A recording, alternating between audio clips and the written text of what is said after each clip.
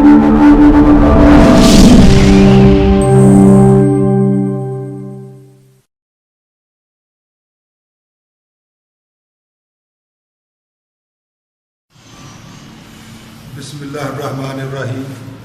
अस्सलाम वालेकुम। आज का हमारा टॉपिक होगा 9th के मैथ का theorem, unit number 12। Theorem just like question होते हैं, बस सिर्फ थोड़ा सा समझने की बात होती है। तो उसके लिए मैंने आपको थोड़ी सी गाइडलाइन देनी है कि थ्योरम पढ़ने से पहले या समझने से पहले ये दो मैंने लिखी हैं, right bisector of a line segment और दूसरा लिखा है एंगल बाई सेक्टर। तो इन पे हम पहले डिस्कस करते हैं कि जी राइट बाई सेक्टर क्या होता है, ताकि अगली बात में समझने में आसानी हो जाएगी। राइट हमने पढ़ा है कि जी राइट जो है वो मैथ के हवाले से जब हम या ज्योमेट्री की बात करते हैं तो 90 डिग्री के एंगल को कहते हैं कि जी right bisector. Bisector का मतलब होता है दो बराबर हिस्सों में तकसीम करने वाला।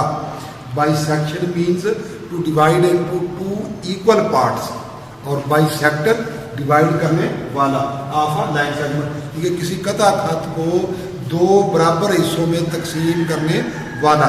और साथ राइट का लफ्ज़ है तो इसका मतलब कि यहाँ वो बाई सेक्शन करेगा जिस पॉइंट पे वहाँ एंगल 90 डिग्री का बनाएगा। तो ये मैंने उसकी देखिए शक्ल बनाई है। तो ये ए बी लाइन सेगमेंट है और एल जो है ये बाई सेक्टर है और एम इसका मिड पॉइंट है और साथ ये 90 डिग्री का एंगल। तो इसकी अगर हम डेफिनेशन करें बुक्स पे जो लिखी हुई है उसके मुताबिक a line L is called right bisector of a line segment if it is perpendicular to it and passing through its mid point. तो अब इसमें दो बातें आई हैं कि जी एक तो ये कि भी if it is perpendicular, perpendicular भी उसी को कहा जाता है कि जब दो लाइन आपस में एक दूसरे को क्रॉस करें, एक दूसरे को इंटरसेक्ट करें, तो वहाँ एंगल अगर 90 डिग्री का बनाए तो उनको हम कहते हैं perpendicular line. If it is perpendicular, इससे तो ये बात होगी क्लियर कि जी राइट का लफ्ज़ क्लियर हो गया कि जी 90 डिग्री का एंगल बना तो ये परपेंडिकुलर हो गया। और दूसरा पॉइंट इसके अंदर है and passing through its mid point. Mid का मतलब है दरमियान। तो किसी भी चीज़ का मिड पॉइंट जो है वो एक ही होता है।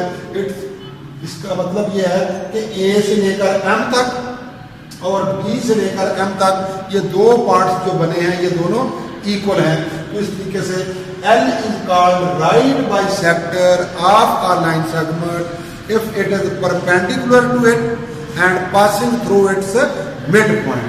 तो ये इसकी ग्राफ है। तो ये ग्राफ को अगर आप ध्यान में रखें तो देखिए उसी तरीके से ये ए बी लाइन सेगमेंट है और ये एल इसका बाई सेक्टर कैसा राइट, क्योंकि 90 डिग्री का एंगल बना रहा है।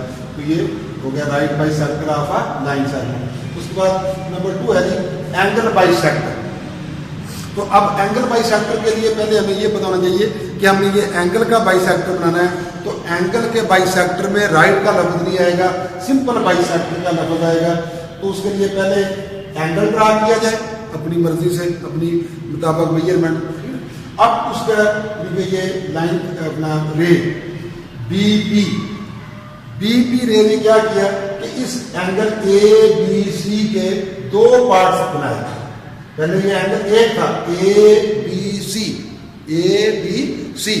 अब ये एंगल जो है ना दो बन गए ए बी पी और दूसरा पी बी सी। तो ये दोनों इक्वल हैं, यहाँ इक्वल का निशान लगाए तो ये इसकी बाई सेक्शन होगी। अब इसको हम डिफाइन ऐसे करेंगे a ray B P is called bisector of angle A B C if it divides the angle into two equal parts. इसके अलावा और भी एक दो तरीके से बयान की जाती है, लेकिन ये बिल्कुल सिंपल और सादा, इससे सारी बात भी क्लियर हो जाती है और जो है दो लाइनें भी बन जाती हैं कि जी a ray B P is called right bisector of an angle of an angle ABC if it divides the angle into two equal parts। तो ये दो डेफिनेशन जो हैं ये अगर आपको समझ आ गई है तो अब आपको नेक्स्ट जो थ्योरम है वो समझने में और याद करने में आसानी हो जाएगी काफ़ी हद तक। और ये करने भी चाहिए क्योंकि ये ज्योमेट्री की बुनियादी बातें हैं जो हम छोटी क्लासेस से पढ़ना और पढ़ाना शुरू करते हैं, अब तक काफ़ी बेहतर हो जाना चाहिए। अब थ्योरम नंबर 1 जो है यूनिट नंबर 12 में, ये 12.1.1, any point on the right bisector of a line segment is equidistant from its and points. कि जी ये हमने इसके अंदर प्रूव करना होता है। जो आपको शुरू में मैंने बात बताई थी कि थ्योरम जस्ट लाइक क्वेश्चन होते हैं, क्वेश्चन के अंदर हमारे पास फिगर्स होती हैं, उनको हमने प्लस माइनस करना होता है, डिवाइड करना है, मल्टीप्लाई करना है, ठीक है ना। कोई वैल्यू दी हुई है, कोई वैल्यू हमने फाइंड करनी होती है, लेकिन यहाँ उसने वैल्यू भी नहीं दी होती। यहाँ स्टेटमेंट के अंदर उसने हमें एक थ्योरी बयान की होती है। उस थ्योरी को हमने जो है ना कुछ चीज़ों की मदद से सिंबॉलिकली और ग्राफिकली प्रूव करना होता है कि जो स्टेटमेंट पे लिखा है क्या वो ग्राफिकली, क्योंकि ये ज्योमेट्री है तो ज्योमेट्री में ग्राफ बनाकर जो है ना पढ़ा जाता है, सिंबॉलिकली पढ़ा जाता है। उससे हमने ये इसको प्रूव करना होता है कि स्टेटमेंट की बात जो है ना वो ठीक है। तो अब स्टेटमेंट पे आ गए तो स्टेटमेंट के दो हिस्से होते हैं। एक को गिवन कहा जाता है जो शुरू से लेकर इज से पहले तक, any point on the right bisector of a line segment, यहां तक की जो स्टेटमेंट है इसको कहा जाता है गिवन। और जो इज से शुरू होती है, is equidistant from its end point, इसको कहते हैं टू प्रूव। जिस तरीके से हम आम क्वेश्चन के अंदर कहते हैं कि ये बात हमसे पूछी गई है, उस तरीके से ये अब जो ये स्टेटमेंट है इसके मुताबिक एग्जैक्ट ये शक्ल और उसके मुताबिक ये गिवन, ये तीनों चीज़ें आपस में बिल्कुल हम आहंग होनी चाहिए, मैच होनी चाहिए।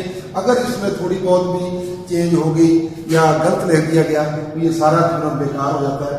अब देखें इसी तरीके से पहले हम इसको शक्ल पे चलते हैं।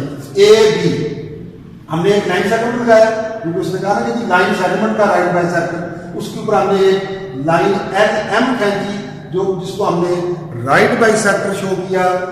एक तो ये सी मिड पॉइंट की वजह से कि ये ए से लेकर सी तक और बी से लेकर सी तक ये दोनों जो पार्ट्स हैं इन पे एक जैसा निशान लगा हुआ है। तो ये ज्योमेट्री का रूल है कि जो किसी एक शक्ल के अंदर दो लाइनों या दो हिस्सों को एक जैसा शो करना होता है तो उसके ऊपर एक जैसे निशान लगा जाते हैं।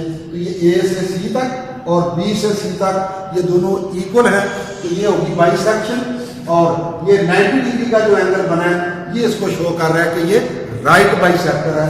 तो ये A B is a line segment and L M is a line intersecting AB at point C, such that LM is perpendicular to AB and AC congruent to BC।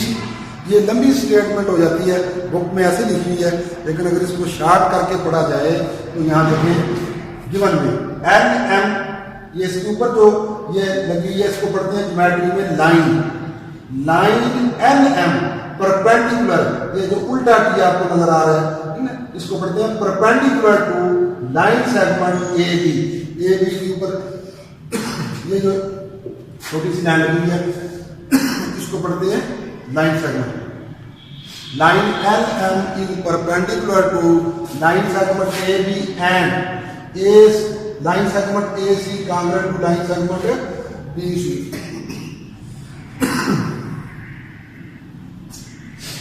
अब इसमें हमने प्रूव ये करना है कि is equidistant from its end point. तो end point line segment के ये हैं ए से लेकर बी तक और ये बी, तो ये ए से बी तक और बी से बी तक इस डिस्टेंस को हमने प्रूव करना है। To prove P A congruent to P B, equidistant from its end point, कि जो पॉइंट हमने यहाँ लगाया है वो ए से और बी से क्या बराबर फासले पे है, तो वो हमने P A congruent to B.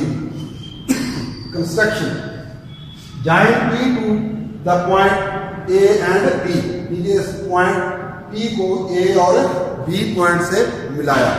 अब ये काम जो हमने मिलाने वाला किया है ये हमने कंस्ट्रक्शन में किया, और कंस्ट्रक्शन का जो भी अमल या जो भी काम होता है वो हमेशा डाटेड होता है, क्योंकि ये हेल्पिंग लाइन होती है, ये हमारी रिक्वायर्ड नहीं होती, ये सिर्फ हेल्पिंग के तौर पे इस्तेमाल होती है।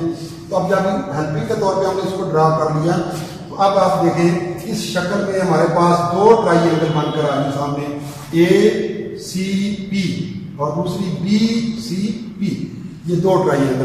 तो दो ट्राइंगल को हमने आपस में इक्वल साबित करना होता है।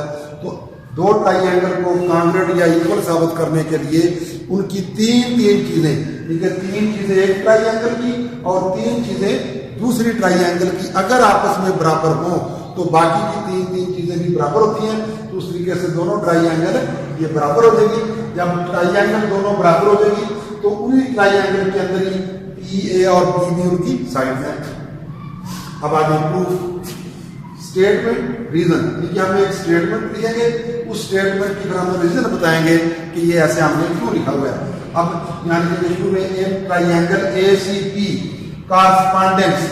अब देखिए ये और ये दोनों शक्लें एक जैसी रहेंगी, लेकिन इनमें फर्क याद रखना है, फर्क समझना है कि अगर सिंबल्स के ऊपर लगी हो तो फिर इसको लाइन पढ़ा जाएगा और अगर दरमियान में लगी हो तो फिर इसको कॉरस्पॉन्डेंस पढ़ा जाएगा। ये इनका डिफरेंस है एक ही चीज, लेकिन उसकी जो लिखने की अंदाज है वो डिफरेंट है। तो इसलिए ये बात याद रखनी है कि अगर सिंबल्स के ऊपर लिखा हो तो फिर लाइन पढ़ा जाता है और अगर दरमियान में लिखा हो तो फिर कॉरस्पॉन्डेंस।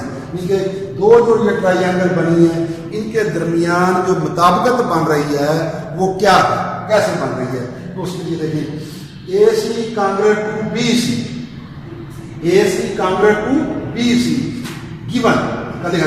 अब गिवन हमें कैसे पता चला, उसने एक तो हमें स्टेटमेंट में यहां बताया था कि right bisector of line segment, क्योंकि ये बाइसेक्टर है एल एम, तो उसने ये इसके जो दो हिस्से किए ये दोनों बराबर किए।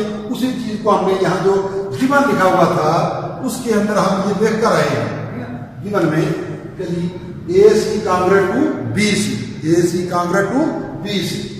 नेक्स्ट एंगल, ये एंगल का सिंबल है, angle A C P congruent to angle B C P. अब सी सिंबल क्योंकि दरमियान में आ रहा है तो इसका मतलब कि इस सी पॉइंट के ऊपर जो एंगल बन रहे हैं वो इक्वल है आपस में। A C P congruent to B C P given, ये भी गिवन में है क्योंकि हमने इसको भी हमने गिवन में लिखा हुआ है कि L M perpendicular to A B. अब क्योंकि पहले तो शुरू में तो एल एम था ना लाइन, लेकिन अब हमारी जो डिस्कशन है, जो हमारी थ्योरम की जो बात चल रही है वो सिर्फ क्योंकि ट्राइंगल तक महदूद है। तो ट्राइंगल पी ए बी ऐसे इस तरीके से बन रही है। अब हम पी से लेकर सी तक की जब बात करेंगे तो P C perpendicular to A B, P C perpendicular to A B, each angle at C equal to 90 degree, क्योंकि ये परपेंडिकुलर है, राइट बाइसेक्टर है, इसलिए ये एंगल बनाएगा 90 डिग्री का। और ये याद रखें किसी भी लाइन के ऊपर जब एक पॉइंट के ऊपर एक एंगल की बात होना कि ये 90 का बन गया तो बाकी भी चार एंगल बनेंगे तो वो चारों के चारों 90 होते हैं। ये नहीं है कि भी एक 90 का बन गया तो बाकी डिफरेंस होंगे, नहीं, सारे 90 के होंगे।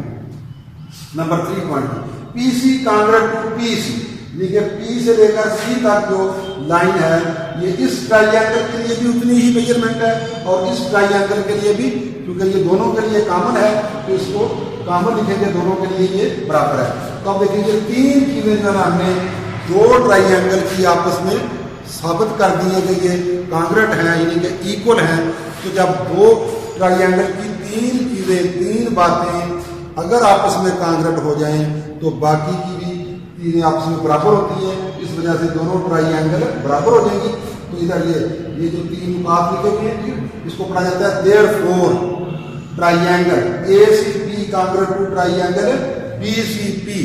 इसकी क्या वजह बनेगी, side angle side, S A S, S का मतलब है साइड, ए का मतलब है एंगल, फिर S side, side angle side, postulate. Postulate का मतलब यह है कि जी हमारा जो उसको बराबर साबित करने का जो फार्मूला है उसको हम कहते हैं जी ये मफरूजा है, हमने इसको फर्ज किया है कि ये इसका बराबर हो।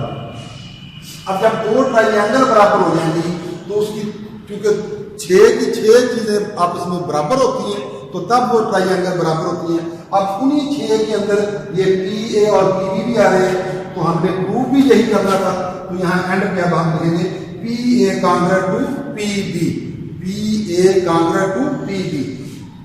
और ये है क्या जी, corresponding side of congruent triangle. ठीक है, जो हमने ट्राइंगल कॉन्ग्रेट प्रूव किए हैं उनकी कॉरस्पॉन्डिंग साइड जो है वो ये हैं, तो ये दोनों बराबर हैं। उम्मीद है कि ये आपको किसी हद तक समझ आया होगा। अगर नहीं भी आया तो थोड़ी सी आप कोशिश करें, बुक के एंड पे ये सिंबल्स के नाम लिखे हुए हैं, वहाँ से ये नाम वगैरह अगर आप इनको समझ लेते हैं कि इसको लाइन पढ़ना है, इसको परपेंडिकुलर पढ़ना है, इसको लाइन सेगमेंट पढ़ना है, इसको कॉन्ग्रेट पढ़ना है, और ये बी से सी तक या बी से बी तक, बी से ए तक, ये जो एक तरफ एरो है इसको रे पढ़ना है। इसके अंदर 5-7 सिंबल जो है ना वो इस्तेमाल होते हैं, तो वो अगर सिंबल आपको समझ में आ जाए, याद हो जाए, तो काफ़ी हद तक थ्योरम समझ आ जाता है। इसके साथ में